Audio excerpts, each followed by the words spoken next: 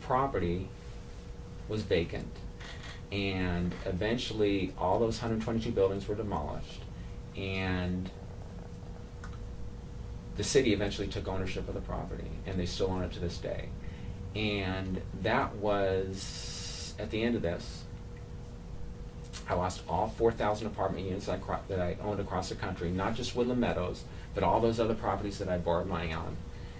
And I was the last person to move out of Woodland Meadows. I left, and I moved into another apartment building that I still owned, but it was in foreclosure, so I knew at least I had a place to stay temporarily while I looked back and tried to see what I could do. And despite losing everything, there was still one thing that I owned that I still had, which was my formula, the focus, determination, optimism, and hard work. And I thought,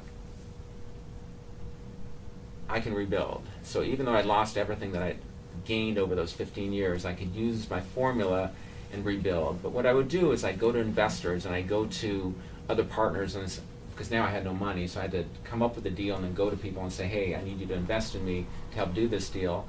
And I'd come up with good deals, so people would say, yeah, we're interested. And then a couple weeks later, they'd say,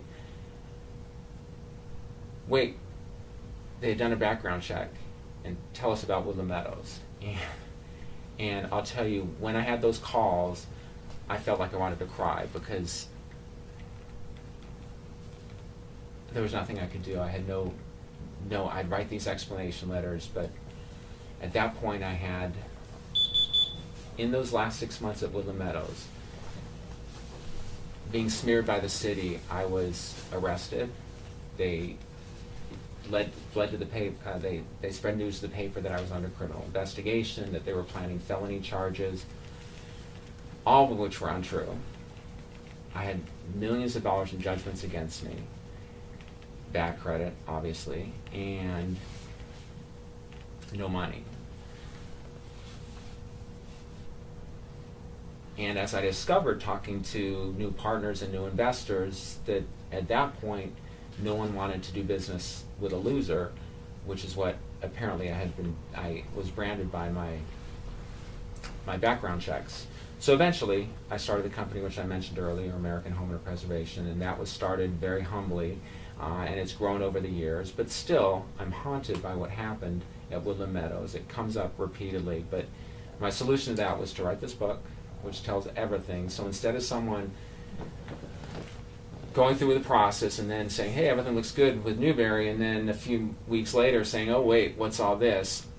I get this up front and say, hey, this will tell you everything about me, and everything that you'll learn in this book will not only show you what happened and explain what happened and why all those bad things, but will also show you, as a result of all those bad things that happened, that I'm better equipped to do what I do today than anybody else.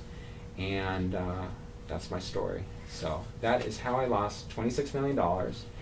And I'll tell you, the formula to losing $26 million was no different than how I made that $26 million. That formula is focus, determination, optimism, and hard work. And maybe the inability to recognize that at sometimes that isn't enough. Any questions?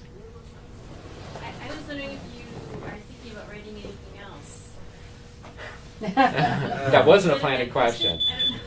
I am. In fact, I have a book coming out in a couple of months. It's called Debt Cleanse, and this is a how-to book.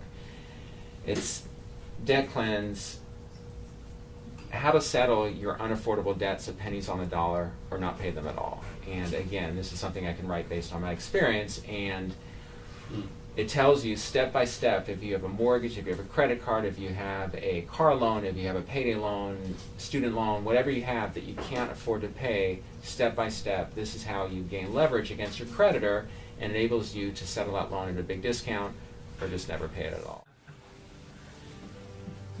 So I want to thank CityLit hosting this event, and so I want to appreciate your hospitality. I encourage you to support the store and also support the store. If you haven't bought the book, I encourage you to buy the book.